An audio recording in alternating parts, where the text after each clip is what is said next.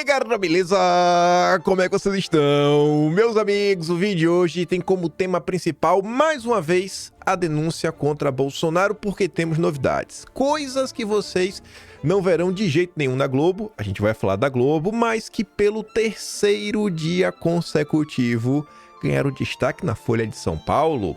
Agora foi a vez da Folha fazer uma matéria muito interessante, onde ela se debruça sobre o depoimento do Cid.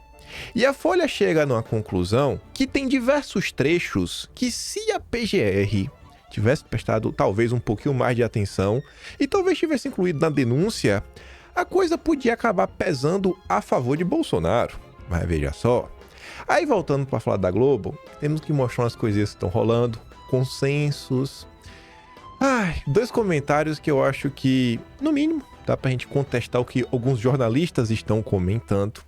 Mas eu quero primeiro começar falando de Bolsonaro rapidinho, uma coisa que ele pontuou e exemplificar. Depois falar sobre politização, diversas pessoas diferentes, não só gente meio do centro, tipo William Vac, é uma centro-direita, tipo Mário Sabino, até mesmo Marco Antônio Villa, professor Villa, comentando aí sobre a questão da politização e reclamando do Lula. Sim, isso está acontecendo. Aí tem mais algumas coisas que rolaram, alguns trechos, vídeo que foi divulgado ontem, Cid, e aí tá nervoso, tá a mão tremendo, temos que falar sobre isso.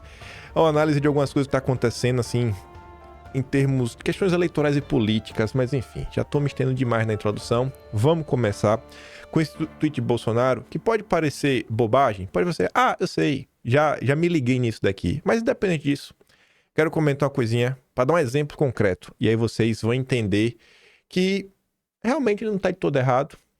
Até a imprensa vai falar sobre isso, vocês vão ver, a imprensa também meio que tem essa percepção, alguns jornalistas.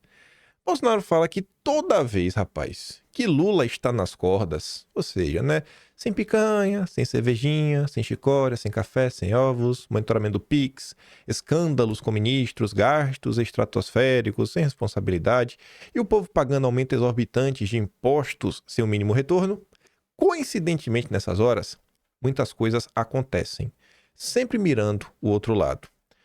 A gente fica falando disso, não tem como não dar essa cutucada do governo Lula. Nossa, que coincidência. Bolsonaro é a cortina de fumaça.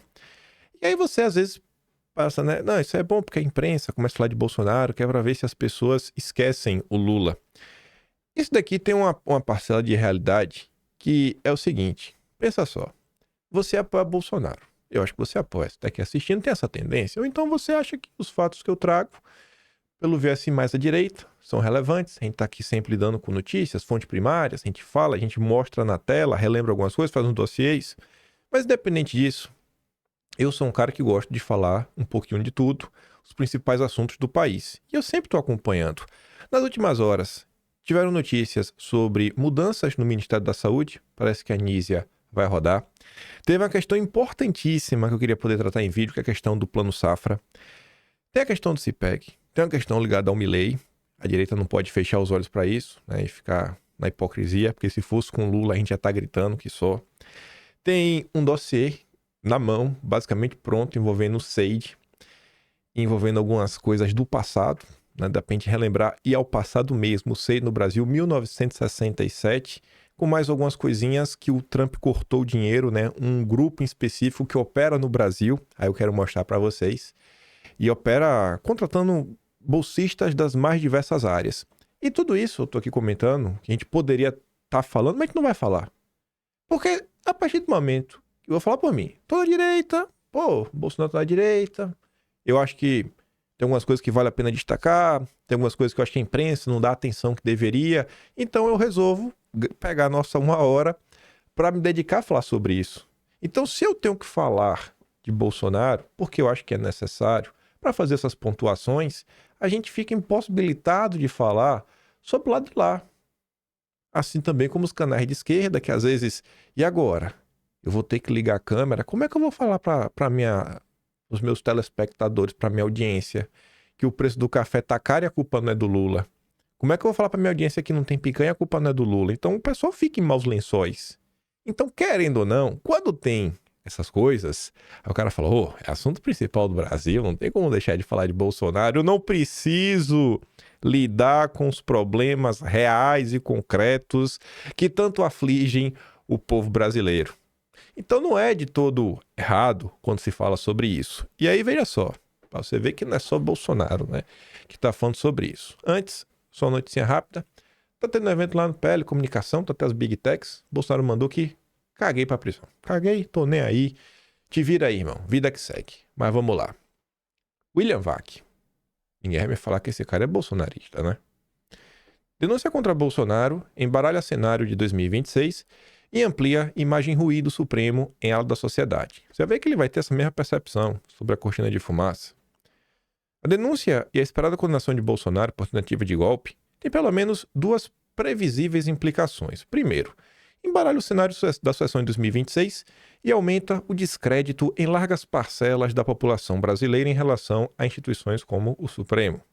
O roteiro que Bolsonaro pretende seguir é idêntico ao de Lula em 2018. Anuncia sua candidatura, mesmo inelegível e mesmo se estiver na cadeia.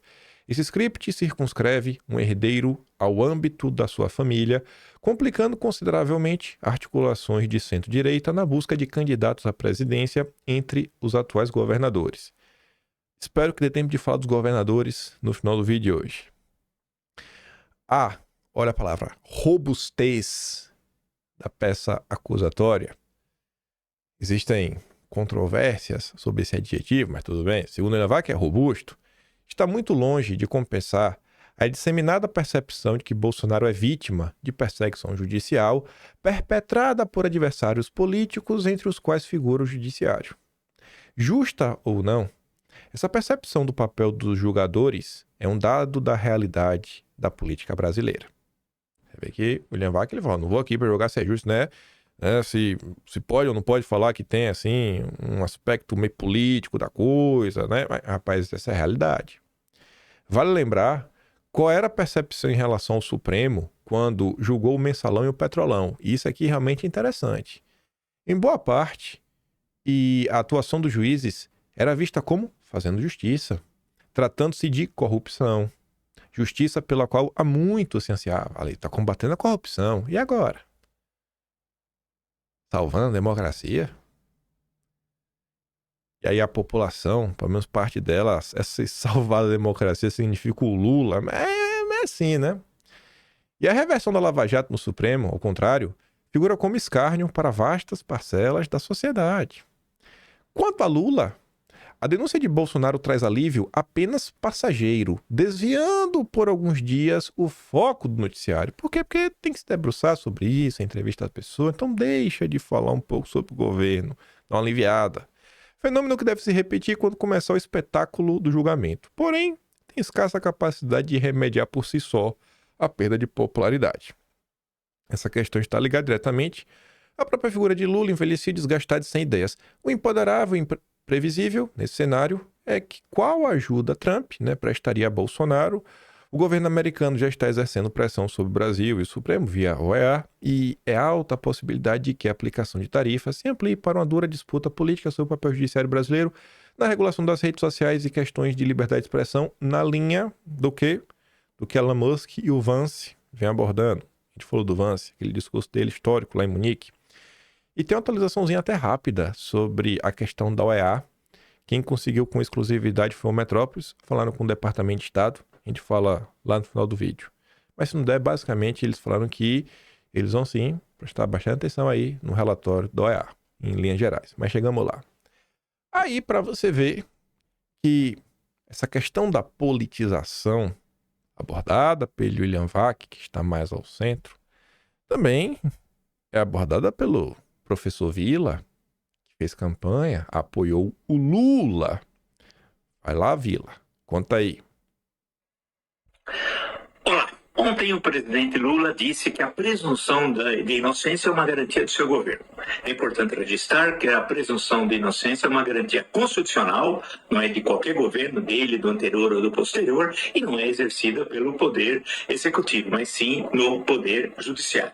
Hoje, o presidente Lula, em entrevista à Rádio Tupi, eu estou vendo a transcrição que tem aqui no Jornal Globo, disse: o que é engraçado é que essas pessoas estão se autocondenando ao defender a anistia antes de serem julgados. O que eles precisam fazer é defender a inocência deles agora. Pelo fato de pedir isso antes de serem julgados, eles merecem ser condenados. Continua o presidente. Como ele, Bolsonaro, é mentiroso, costumado, deve ser contumaz, eu presumo, deveria estar dizendo, abre aspas, eu vou provar a minha inocência, fecha aspas. Mas não, ele está dizendo, abre aspas, gente, eu sou culpado, fecha aspas. O presidente também afirmou que, pela gravidade das acusações, a única saída, entre aspas, que ele enxerga para Bolsonaro e para os envolvidos na trama golpista é a prisão. Bem, não cabe ele tecer comentários sobre a questão de uma denúncia que ainda não foi recebida pela primeira turma e, portanto, sequer existe ação penal. Vale lembrar também, não sei se ele leu a denúncia apresentada pelo Dr. Paulo Gonet e se leu também a delação premiada, são quase 800 páginas, né, do tenente-coronel Mauro Cid. Provavelmente nenhuma coisa nem outra. E ele fazendo isso, ele acaba jogando água no moinho justamente do oposto do que ele imagina, do bolsonarismo, que quer de uma forma ou de outra desqualificar um julgamento e será feito pelo STF, tudo indica que a denúncia será recebida e joga a suspeição, porque ele já começa a condenar, deve ser condenado. Como que ele pode dizer isso se sequer a defesa apresentou ainda as suas provas contrárias num regime democrático? É assim que funciona a justiça. Lula, cala-te. Quem julgará o Bolsonaro é o STF. Acho que um vídeo aí, né, interessante. Um apoiador do Lula fez campanha pro Lula, Marco Antônio Villa, agora mandando Lula calar a boca porque Lula está politizando e da forma errada o julgamento, né? Quem também comenta sobre a politização é o Mário Sabino. É falso afirmar que não há politização no processo contra Bolsonaro. Mais uma matéria do consórcio. Só matéria do consórcio. Aqui não trabalhamos com nada do bolsonarismo, para desespero da esquerda. O processo contra Bolsonaro, que acusa de participação em trama golpista, é fato político a ser julgado com a visão de um judiciário politizado e com prazo de conclusão que se referencia no calendário eleitoral para evitar que a condenação líquida e certa fique próxima demais do pleito 2026. Processos políticos não são necessariamente ilegítimos, mas é uma falsidade afirmar que Bolsonaro vai ser julgado sem viés ideológico ou interesse eleitoral. Aí, ele tá falando que é legítimo, mas tem uma politicazinha, né, nesse processo. Jair Bolsonaro não é certamente um democrata convicto que aceita as regras do jogo. Pra você ver, né? Aqui é o tom de quem tá escrevendo. É um texto de um bolsonarista. O cara que tá falando, o Bolsonaro não é um democrata. Não é. Bolsonaro, aqui achei curioso o termo que ele utiliza.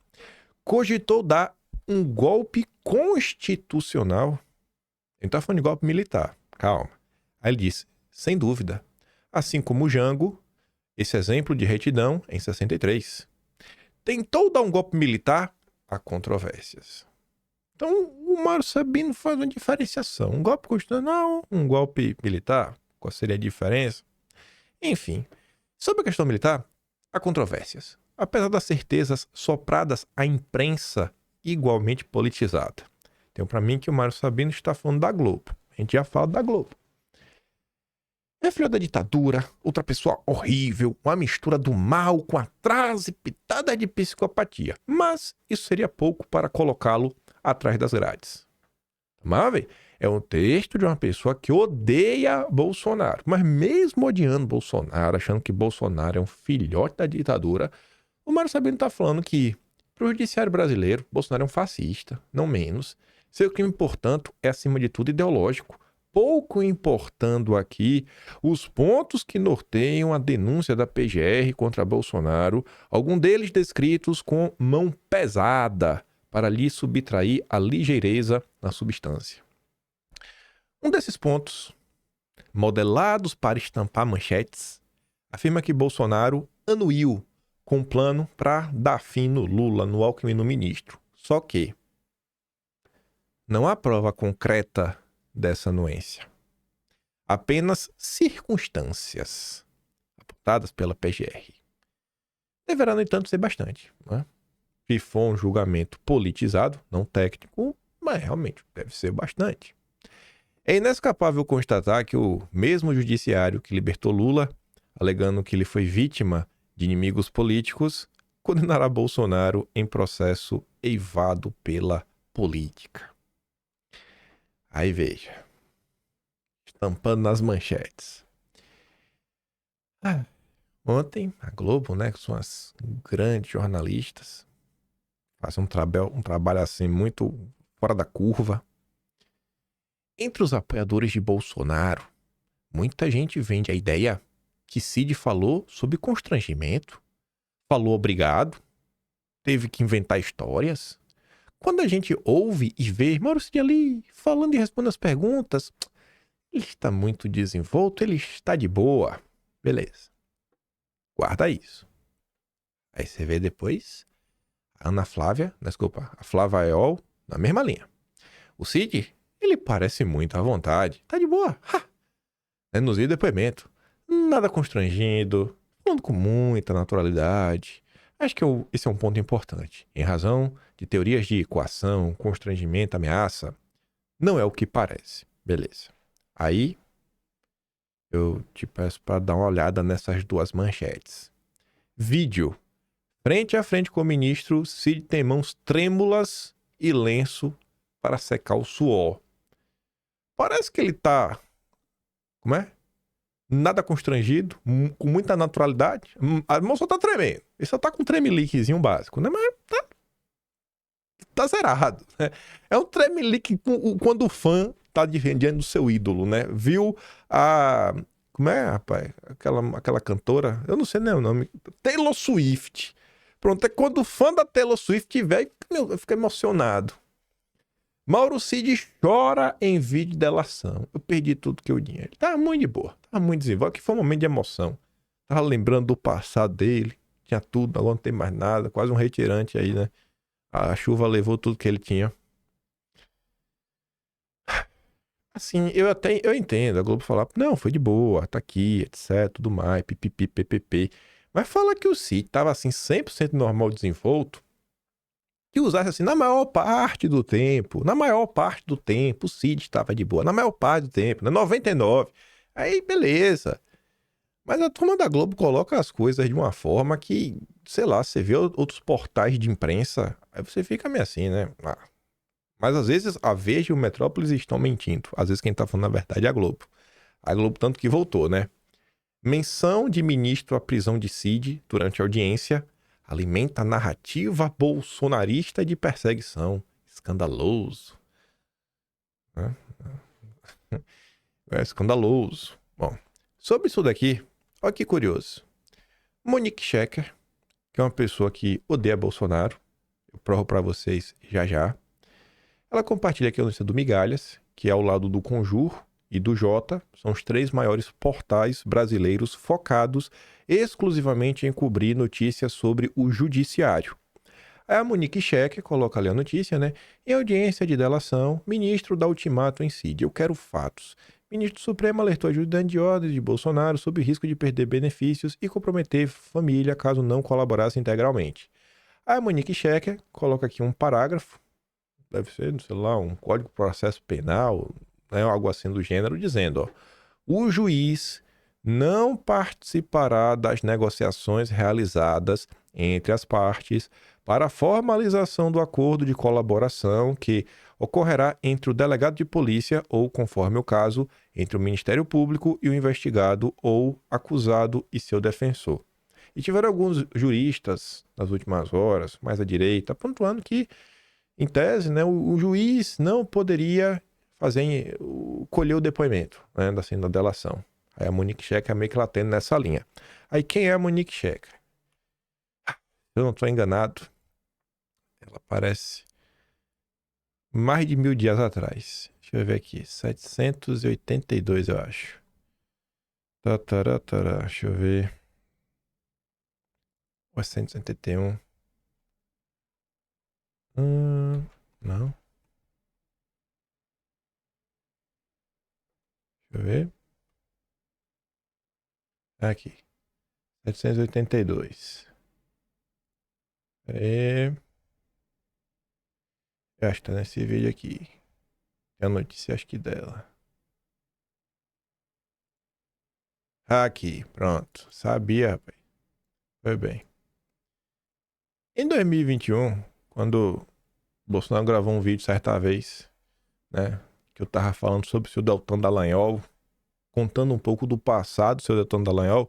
Uma das notícias do vídeo é essa daqui, ó. Essa é a Monique Scheck, ó. Essa Monique tá aqui comentando aí sobre, ó, talvez não seja de bom tom, né? O ministro tá acolhendo depoimento aí do CID, etc, tudo mais. Ela cita lá o parágrafo 6 para justificar isso.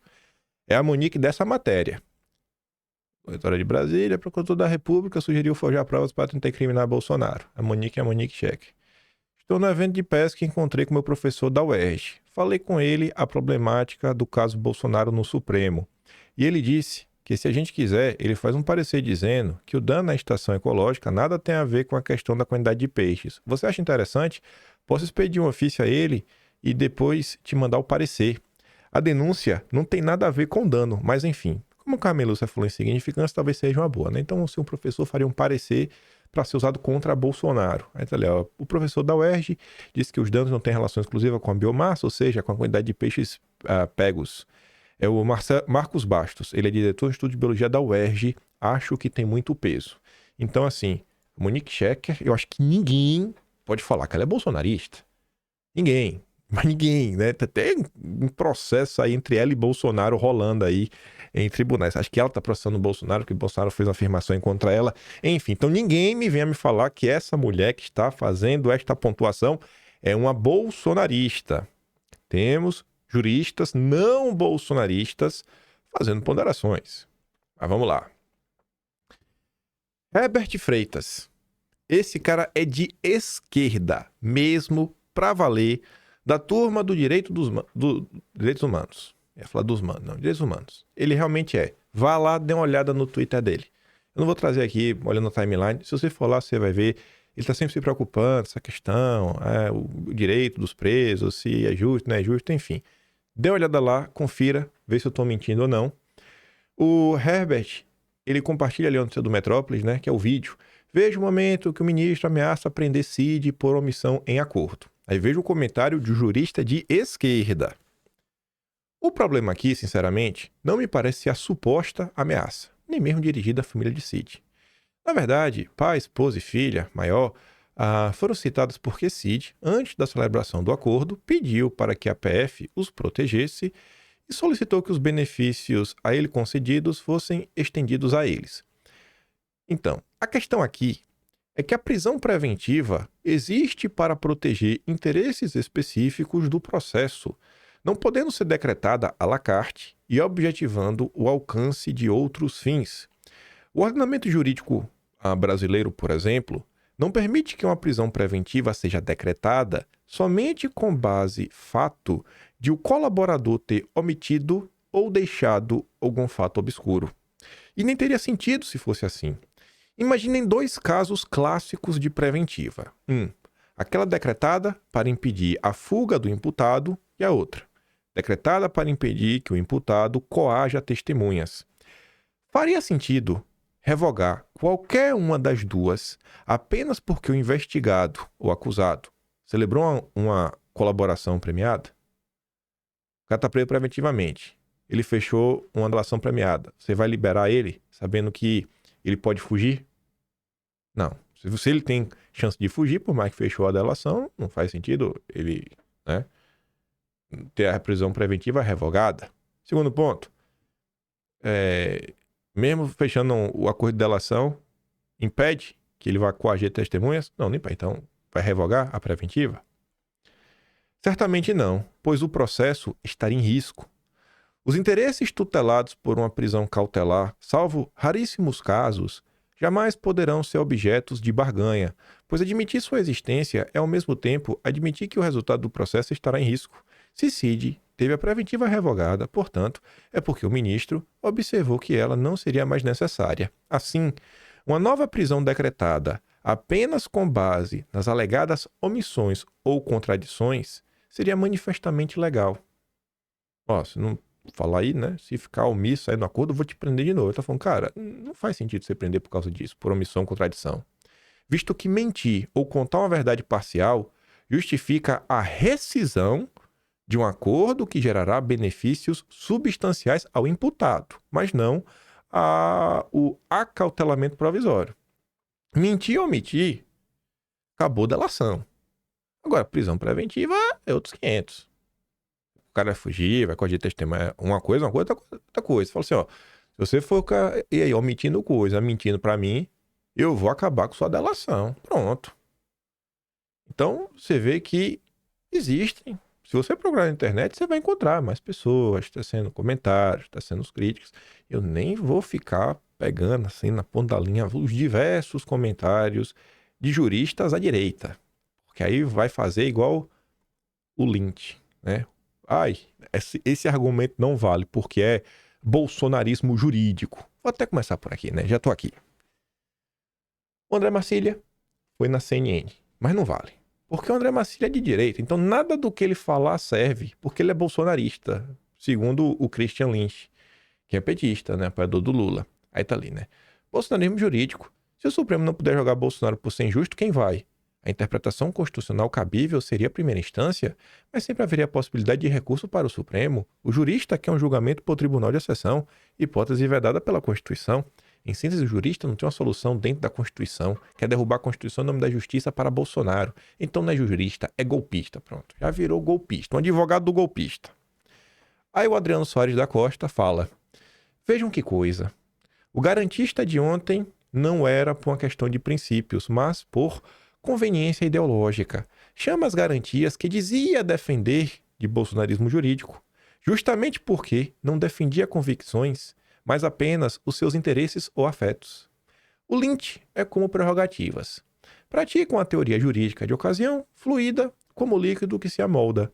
Não defendem valores ou se comprometem com o direito, tomam-nos como instrumentos apenas em seu agir comunicativo e estratégico. André Marcília é homem intelectualmente, é honesto intelectualmente, defendendo os mesmos valores há tempos. E isso irrita esses progressistas. A coerência. 4 linhas que explicam e te contam tudo que a Globo vai fazer até o fim dos dias. Num consenso. O que é consenso? Todas as vozes concordam. Num consenso construído por juristas nos últimos dias, me parece que é de dizer que é sólida sim essa denúncia protocolada no Supremo. E é sólida mesmo, sem haver ali essa impressão digital ou a voz do Bolsonaro dizendo isso. Mesmo se Bolsonaro falar, é sólida. É um consenso. Será que é um consenso? Consenso é todo mundo concorda? Ou será que é um consenso entre os juristas que a Globo entrevista? Aí fica aí, né? Mas segundo o Marcelo Lins da Globo, existe um consenso. Todo mundo concorda. Todo mundo pensa igual. Todo mundo concorda que a tese é sólida, mesmo Bolsonaro não aparecendo nela. Mesmo não tendo a mensagem de Bolsonaro, áudio de Bolsonaro, mesmo se aparecer, é sólida. Sólida. 100% sólida. Vamos dar uma olhada aqui na Janaína Pascoal, que rompeu com Bolsonaro, né? Mas beleza, tá mais à direita. Talvez ela não faça parte do consenso. Quem lê a denúncia na íntegra vai perceber que se alicerça largamente na colaboração premiada do Cid. Quem não tem paciência para ler pode confirmar essa informação em todos os jornais de hoje. Eu sempre fui defensora do estudo da colaboração premiada, desde que os depoimentos venham corroborados por outras provas. Mas o Supremo, em uma série de decisões, aniquilou o trabalho da Lava Jato, comparando a prisão de colaboradores à tortura. Nesse contexto, vivenciamos mais uma grande incongruência, mormente quando rememoradas as várias idas e vindas de Cid. Seria importante ter acesso a todos os seus depoimentos com as respectivas datas. Para ver, ela está questionando aqui a solidez, né? Um pouquinho. Se é que ela quer o depoimento, ela não está acreditando do jeito que está vindo, junto com as datas. Aí temos o advogado de Bolsonaro, né? Então, o advogado de Bolsonaro, talvez a opinião dele não sirva, porque ele é advogado de Bolsonaro, ele tem interesse no caso. Só que ele faz aqui umas pontuações que eu acho que serão corroboradas pela Folha de São Paulo. A matéria mais importante, acho, das últimas horas. Advogado de Bolsonaro ao WW. Falta de acesso a evidências compromete defesa. O que é que ele quer falar sobre isso? Vê só. Começamos mal. Declarou, expressando sua preocupação com o que ele considera ser um desequilíbrio no processo. O advogado de Bolsonaro enfatizou que, sem acesso às mídias completas, incluindo o contexto das conversas citadas na denúncia, a defesa fica severamente limitada em sua capacidade de contestar as acusações ou questionar a cadeia de custódia das evidências. Vilarde fez um apelo à comunidade jurídica, expressando sua preocupação com o que percebe como um silêncio que incomoda em relação ao caso. Ele destacou a necessidade de uma reflexão sobre os procedimentos adotados, alertando para o risco de se criar a impressão de que a comunidade jurídica se indigna apenas para o lado, só quando da esquerda. O advogado anunciou que irá recorrer da decisão que negou acesso às mídias do processo, enfatizando a gravidade da situação para o devido processo legal. Eu acho que em algum momento vai haver uma reflexão de que o processo não pode se dar dessa forma. E por que o contexto é importante? Por que tem que ter um contexto? Vamos ver a turma da Folha de São Paulo. Mais uma vez, o Ranier Bragon. Esse cara é brabo, viu? Deve ser bolsonarista. Publica a matéria. PGR omitiu falas de Mauro Cid que contrastam com denúncia contra Bolsonaro. E aqui ele vai trazer alguns exemplos de contexto que eu acho que explicam por que o advogado de Bolsonaro quer ter acesso a tudo na íntegra, para olhar o contexto que vem depois e tentar ali meio que se situar para realmente entender o caso, né? Entender numa boa. Pois bem, a denúncia da PGR contra Bolsonaro usa a colaboração do Cid como importante mecanismo de confirmação da trama golpista.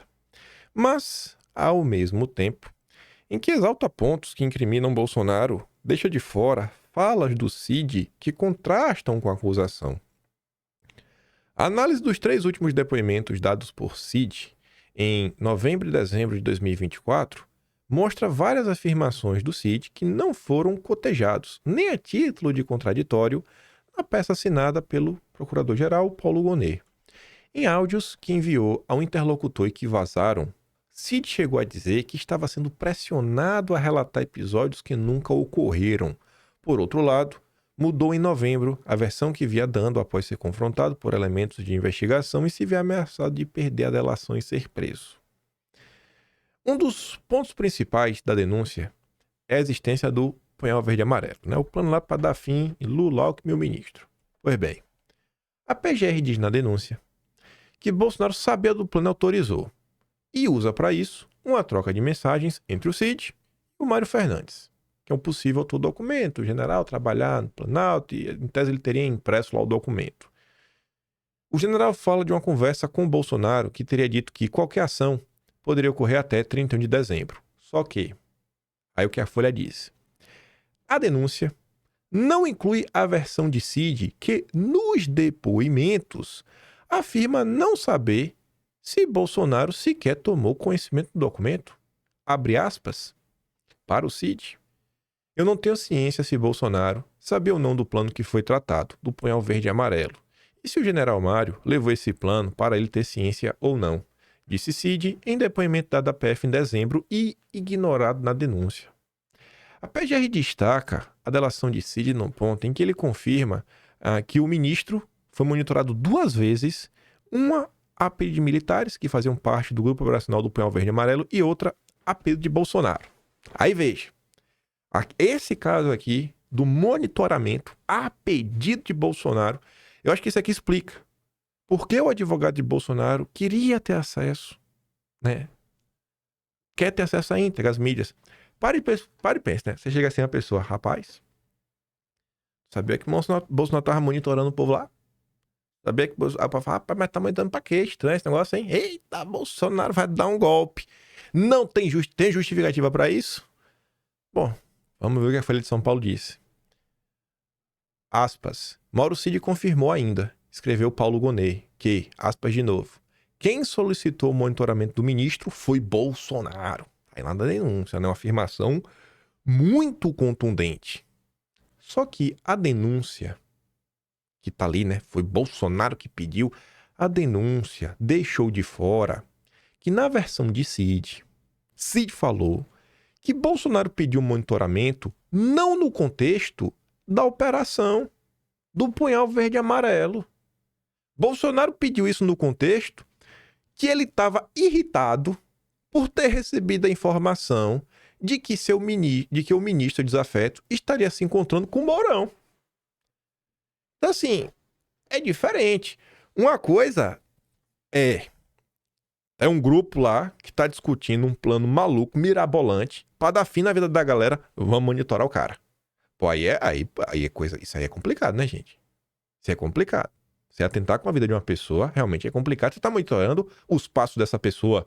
Outra coisa é Bolsonaro. Assim, ó, o Mourão aí tá me traindo, hein? Esse Mourão aí é honrar. Esse Mourão aí dá um bisu aí pra ver se ele tá se encontrando com o Mourão. Pode ser 1000% reprovável. Mas tu não vai comparar ver se tá andando com o Mourão com um plano pra realmente acabar com a vida de uma pessoa, né? A gente ainda tem uma certa escala. Então, quando você coloca isso aqui, você fala, pô, tinha um contexto. É reprovável, mas a gravidade mudou e muito, né? Então, eu acho que aqui explica um pouco por que o advogado de Bolsonaro, cara, ele quer pra ver o contexto. Às vezes, fala, né? Em qual contexto foi aquela fala? O que é que realmente estava ali sendo colocado na mesa? Achei muito curiosa essa matéria da Folha de São Paulo. É uma matéria longa, estamos só começando. Outro ponto, que a denúncia colide com as falas de Cid, sem que essas sejam mencionadas, se refere ao dia 15 de dezembro de 2022, dia que a operação, né, das autoridades teria sido colocada em prática e abortada. A PGR destaca mensagens entre os militares e Cid que estava fora de Brasília. Olha só, o Cid estava fora de Brasília. Você conhece o Brasil? Na verdade é o mundo, né? Sinal de celular é uma coisa que, a depender de onde você está, se for no interior, não pega muito bem.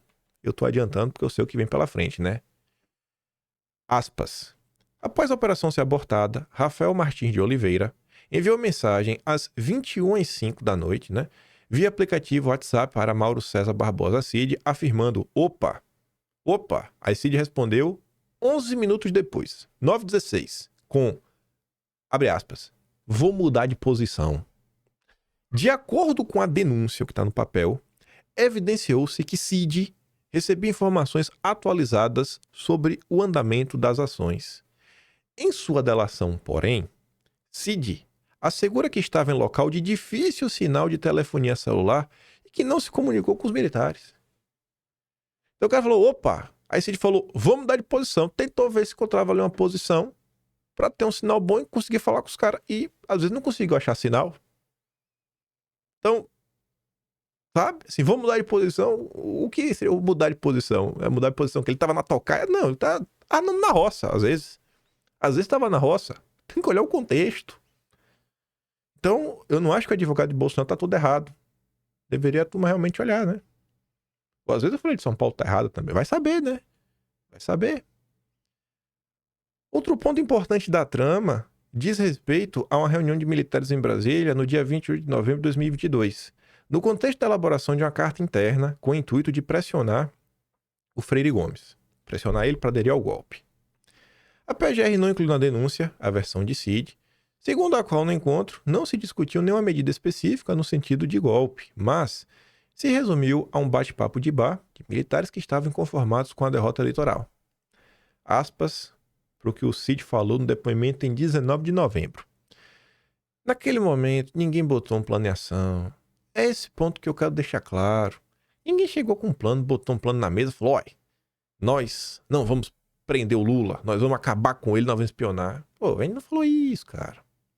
2 dias depois, diante do ministro e sob pressão de ser preso e ter a delação cancelada, mudou a versão sobre uma reunião anterior na casa do Braga Neto, afirmando que ali se discutiu alguma ação para a promoção de causa social que justificasse a ruptura. Ele reafirmou, porém, que não acompanhou toda a reunião e que não sabe dizer o que foi planejado exatamente. Então tem que fazer alguma coisa, fazer o quê? Não sei, eu não fiquei lá para saber. Rapaz, que viagem. Tanto a investigação da PF como a denúncia contra o general Estevam Teófilo, chefe do Comando de Operações Terrestres do Exército, são baseadas, em especial, na delação de Cid. Em mensagens, ele deu a entender que Teófilo aceitaria colocar as tropas na rua em prol de Bolsonaro, caso ele assinasse uma medida de exceção. Só que, A denúncia, mais uma vez, né, não considerou o que Cid disse em seus últimos depoimentos. Nessas ocasiões, Cid afirmou acreditar que Teófilo seguiria as ordens do alto comando do exército e que não passaria por cima da autoridade do comandante da força. Aspas para o que o Cid falou. Se o presidente desse a ordem, mas o problema é, eu não sei se ele passaria por cima do Freire Gomes. Isso eu não posso confirmar. As conversas que eu tive com ele, até com o Cleverson, que era o assessor dele, era que ele não iria passar por cima do general Freire Gomes. São alguns contraditórios que pesam a favor de Bolsonaro, né? Por fim, a PGR destacou mensagem de Cid que sugerem que alguma coisa poderia acontecer ainda após a posse de Lula, mas ignorou as afirmações do Cid em sua delação, dizendo que as mensagens não tinham o sentido interpretado pela PF e que Bolsonaro não planejou os ataques do 8 de janeiro. Tem até um recorte dessa fala aí que... Pô, a gente foi pego de surpresa aí nessa questão do 8 de janeiro. Os militares estavam de férias. A CNN postou esse recorte. Só que antes de falar sobre isso, o Folha de São Paulo tem espaço para comentário, né? Eu, vez ou outra, paro para ler. Comentários para. PGR omitiu falas de Mauro Cid que contrastam com denúncia contra Bolsonaro. Olha os assinantes da Folha, né? Raimundo Itareru. Aí eu pergunto pra Folha, passa pano para golpistas, porque é golpista também. Qual a relevância de incluir essa fala se já tem outras provas? Qual é, né? Não sei. Eu não sei, né? A delação serve como prova, serve como meio de obter provas. A defesa dos fascistas é maciça na mídia golpista. Pois é, né? A mídia inteira tá ao lado de Bolsonaro. Realmente, Raimundo. Você tá certo. Adriana Santos. Há tempos se percebe a péssima qualidade do jornalismo produzido por esta Folha, imprensa marrom. O procurador-geral é o acusador, e como titular da ação penal, o Ministério Público pode pedir diligências e, além do que a PF enxergou, os juízes, no caso, os ministros do Supremo, vão decidir se as evidências reunidas são suficientes se Bolsonaro é culpado. Por todas as mensagens de WhatsApp, depoimentos de militares e minuta de golpe impresso, ele é sim e será preso. Pronto, tá preso. Já julgou, já tá julgado. Esteja preso. Luiz Otávio Ferreira. Embrulha o estômago ler matérias que parecem escritas por advogado de defesa. Pois é, né? Pois é, realmente, essa matéria me deu ânsia de vômito. Mas é isso que sempre foram os órgãos de imprensa, o Brasil, advogados de defesa do autoritarismo, dos privilégios e das desigualdades sociais. Aí vem o Luiz Gomes, manchete equivocada e notícia tendenciosa, viu? Tendenciosa. Bira. Folha. Que passada de pano é essa, hein? Só pode ser para ganhar like e compartilhamento da parte bovina de assinantes, que fique claro. Folha. Vão pedir ao Supremo para atuar como amicus curiae no processo, né? Amigo do processo, amigo da corte. Tá muito escancarado. A Folha de São Paulo agora é bolsonarista. Rodrigo Negrão. Bozo demite o advogado e contrata a Folha. Aí vem o Braulio. Não adianta fazer esse jornalismo, Folha. O Bozo vai ser preso, o cara e seus comparsas tentaram um golpe e não há de haver anistia, Folha. Que todos os jornalistas, articulistas e editores se rasguem, não vai ter jeito. E o melhor de todos é o do Ricardo. A Folha devia ser investigada também. Pronto, tem que meter na cadeia a Folha de São Paulo também. Vamos meter na cadeia. Como assim a Folha de São Paulo ousa quebrar o consenso da Rede Globo? Esse é o Brasil, gente. Esse é o Brasil. No final do dia, esse é o Brasil. Isso é o petismo. Essa é a democracia que o petista defende. Esse é o devido processo legal, o Estado Democrático de Direito, a liberdade de expressão que os petistas defendem. E tocada aqui pela Folha de São Paulo, né? Só para, antes de falar sobre a questão da fala do Cid, vê, ó, a Folha tem um prêmio, ela tem um prêmio Folha de jornalismo. E ela premiou ela mesma. A Folha divulgou em outubro que o gabinete do ministro ordenou a produção de relatórios pela Justiça Eleitoral para embasar decisões do próprio ministro contra bolsonaristas. O conteúdo venceu a categoria reportagem exclusiva. Só, né? Foi olhar pra mim, ó, escolheu pra mim essa matéria. E divulgou isso aqui dia 19, né? Aqui ontem. Ah, essa Folha tá muito bolsonarista pro meu gosto.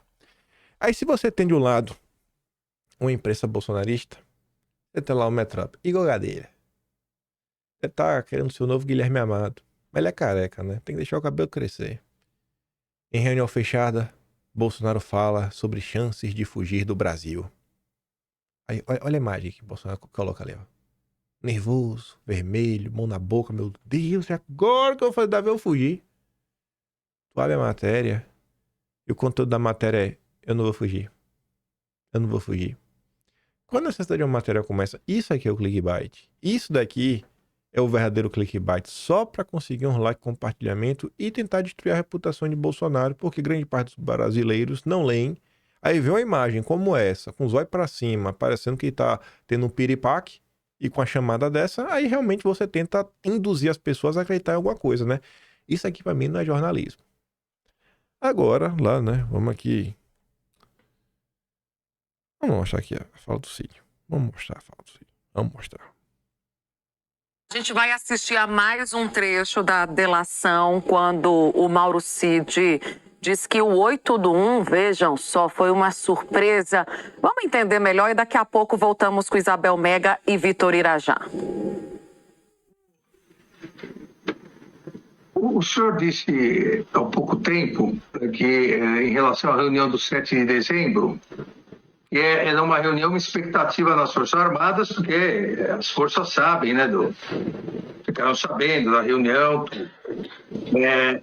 Eu queria saber o seguinte: as forças, o senhor, as pessoas do governo, sabiam do dia 8? Eu não digo nem das consequências do dia 8, mas sabiam que algo ia acontecer no dia 8? Não, senhor ministro. O dia 8 foi uma surpresa para todo mundo. Os militares estavam de férias, né? Inclusive, tem uma mensagem minha trocada para minha esposa que está no inquérito, né? Que tá aquela confusão toda, né? Prendendo as pessoas. E aí os presidentes dos países, né? Apoiando o presidente Lula, né? Rechaçando o que aconteceu. E aí eu falo para ela: imagine se o presidente tivesse assinado alguma coisa, o caos que A CNN corta o áudio, né? Imagine se Bolsonaro tivesse assinado alguma coisa. O caos que não ia ser tivesse no Brasil. Parte importante, né? Parte importante aí da história. Julgamento televisionado deve enterrar a popularidade de Bolsonaro. O que é que vocês acham? E eu vi gente falando que pode ser a nova reunião ministerial. Aquela clássica. Espero que os advogados possam fazer sustentação oral, fazendo cumprir a lei pelo menos uma vez, né? Diz ali o advogado Emerson Grigoletti, que está aí desde o início dos inquéritos, das fake news aí.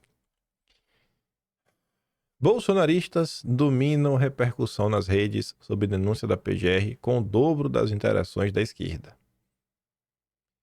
Isso daqui não é um ponto que eu diria que é positivo para a direita. Aqui, para mim, é um problema para o Lula. Isso aqui mostra como ninguém aguenta mais essa história.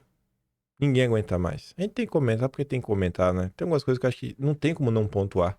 Ninguém aguenta mais, bicho. Tá todo mundo de saco cheio. Essa história tá se arrastando há tempos e tempos e tempos e tempos e tempos. Você vê que a própria imprensa já pontuou aqui, cara, a gente tá na situação... O André Roman lá falando tudo bem sobre isso. Não sei se o Filipinho da Quest também falou. Então, assim, nessa situação que quem é Bolsonaro não vai deixar de ser Bolsonaro. Quem é Lula não vai deixar de ser Lula. E o eleitor de centro, eu acho que ele tá meio chateado, sabe? E aí, o André Roman fala isso muito bem. Ele falando, cara, o país tá com tudo caro, os preços nas alturas, com insegurança pública. Talvez esse processo possa pegar esse cara e esse cara ficar ainda mais radicalizado, que ele falar, cara, vocês estão tentando me engabelar, vocês estão tentando mudar o foco do problema do Brasil para Bolsonaro. Eu não aguento mais Bolsonaro, eu não quero saber de Bolsonaro, eu não aguento mais, eu não quero mais saber de Bolsonaro. Pode me encher o saco. Pode se desenhar cenário, você acha que é impossível? Eu acho que não é. Possível não é. Tá aí. Ninguém aguenta mais esse assunto, a esquerda não tá nem aí, a esquerda cansou. Todo mundo cansou. A direita segue aí, porque a direita trabalha todo santo dia, né? A tia do Zap é incansável, é imparável. E tá aí, né?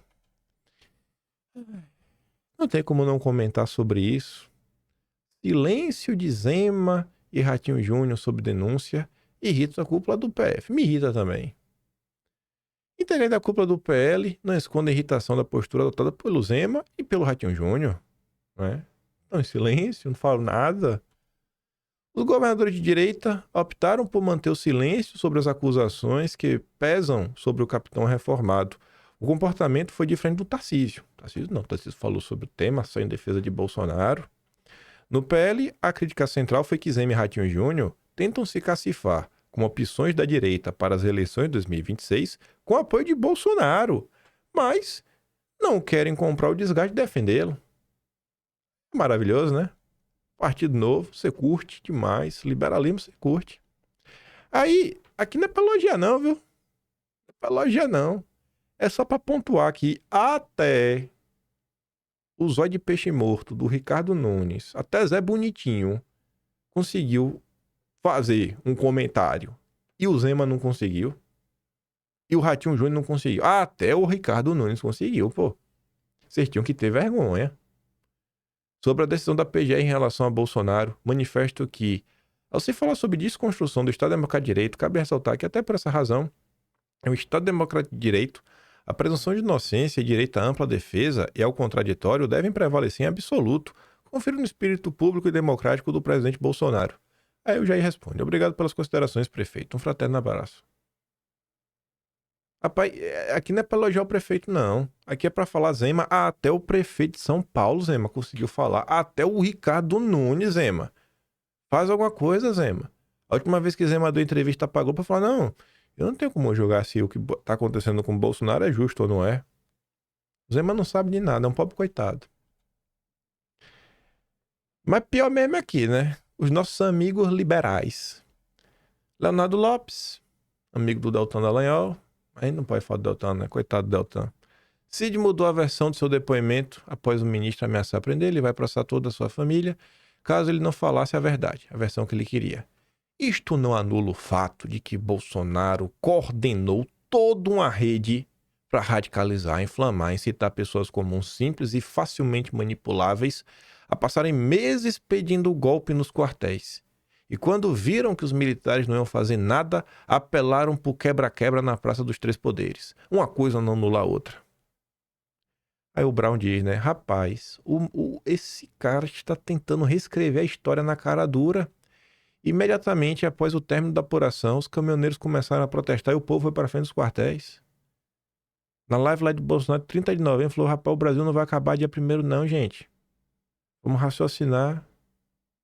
Vamos por aqui, vamos para aquilo lá. Para com isso. Fora que, em janeiro, quem estava lá criando confusão, dias antes, foi o senhor Oswaldo Eustáquio. Que a imprensa, desde o dia 5, já estava noticiando, desde o dia 5, que o Oswaldo Eustáquio estava tentando aí incentivar as pessoas aí para a Praça dos Três Poderes para invadir tudo. Junto com a Ana Priscila. E aí, querer falar que Bolsonaro coordenou uma rede? Esse é o liberalismo que você curte, né, no Brasil. E aqui também, ó. Laval Rafux. A mulher tem mais culhão que ele. Pronto, Bolsonaro é o frouxo. Michele instigava Bolsonaro a dar golpe de forma ostensiva, diz o Cid. Errado é Bolsonaro, mas é um frouxo. É discussão. As discussões no Brasil assim, se o cara é. Não aguento. E aqui? Companheiro Ruizão versus companheiros intergalácticos. O De Fato News fala assim, ó. Em cima temos o PCO, partido de esquerda. E embaixo temos o Intergaláctico torcendo pela prisão de Bolsonaro.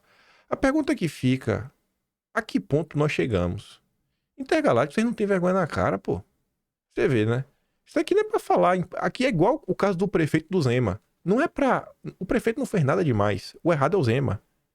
Aqui eu não acho que o PCO fez nada demais. O errado são os intergalácticos. O PCO diz, né?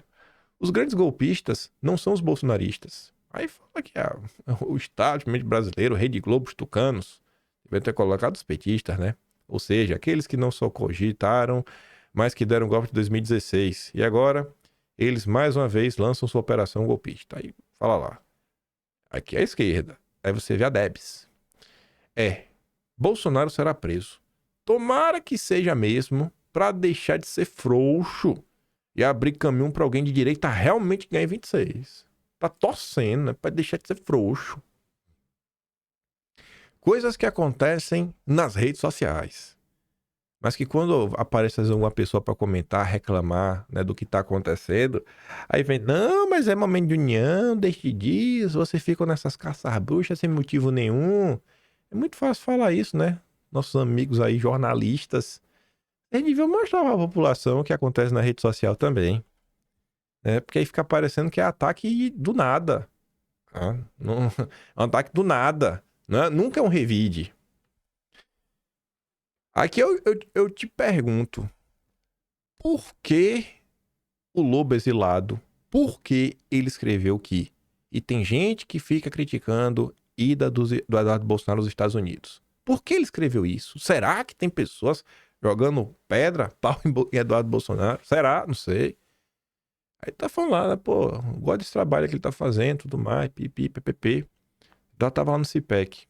Né, alertando os americanos, olha o que aconteceu no Brasil aí, né, rapaz, a depender pode acontecer no país de vocês também, viu? A Metrópole noticiou o caso, né, nos Estados Unidos, Eduardo Bolsonaro denuncia acusações da PGR contra o pai, perseguição política. Meu país se tornou um laboratório de censura e autoritarismo judicial, afirmou o deputado brasileiro durante a CIPEC, uma conferência conservadora do mundo, né, aí tá lá. Não vou dar play, tá em inglês lá o discurso. Vocês podem pegar lá, tá legendado. Vai lá e assiste depois. Aí o Samuel Pancher, jornalista do Metrópolis, aquele que pegou o Vaca Vila Real na saída do encontro com os deputados, e aí questionou, né, sobre a questão do real, o relatório. Ele entrou em contato com o Departamento de Estado, que é o Ministério das Relações Exteriores, né, dos Estados Unidos. Aí tá ali, ó, exclusivo. Governo Trump diz que vai analisar o relatório do OEA sobre liberdade de expressão no Brasil. Após entrevistar o Pedro Vaca, o Metrópolis pediu um comentário do Departamento de Estado sobre as declarações do enviado da OEA. Aspas. A liberdade de expressão é um pilar essencial para uma democracia saudável. Vamos analisar as conclusões do relatório final, afirmou a embaixada americana na resposta enviada nesta quinta-feira, dia 20 de fevereiro. Tá ali, ó. Olá, Samuel. Agradecemos a solicitação. Favor atribuir a assessoria de imprensa da Embaixada dos Estados Unidos. E aí coloca. Liberdade de expressão é um pilar essencial para a democracia saudável. Vamos analisar as conclusões do relatório final. Então daí, né? Vamos analisar. O que isso significa? Não faz a mínima ideia. Só para a cargo de atualização, essa notícia ontem, né? Sobre o processo lá nos Estados Unidos. E a AGU vai defender o ministro, que nessa matéria é valor econômico. Aí diz, né, no final da matéria, último parágrafo, a AGU tem entre suas atribuições a defesa de autoridades nacionais dentro e fora do Brasil. Defende, por exemplo, o Haddad em ação contra a Meta por notícia falsa. No caso do ministro, porém, a defesa será feita por um escritório a ser contratado pela AGU nos Estados Unidos. Então, ao observar o desenrolar disso tudo aí, ontem o ministro multou o Twitter, 8 milhões, por não fornecer dados cadastrais do Alan dos Santos. Enfim, tá lá a confusão. O pessoal já começou a falar, eita, lá vai, vamos banir o Twitter de novo. Será? Não sei. Não sei. Eu não sei, eu realmente não sei. Eu falo pra você que vai? Não sei. Mas o pessoal já tá comentando isso na rede social.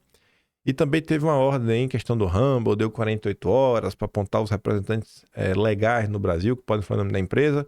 E aí o CEO do Rumble respondeu, falou, recebeu, o que ele diz, né?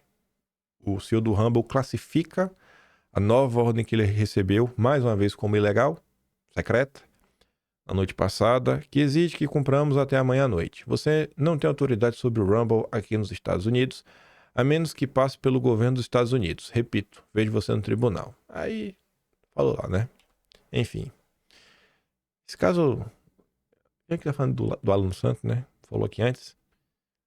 Relembrar e viver. Ontem eu passei no Twitter e vi esse comentário aqui, né? A Pamela relembrando o Kataguiri. Tem gente que não gosta de relembrar o passado, né? Não, deixa pra trás. É momento de união. Vamos unir a direita.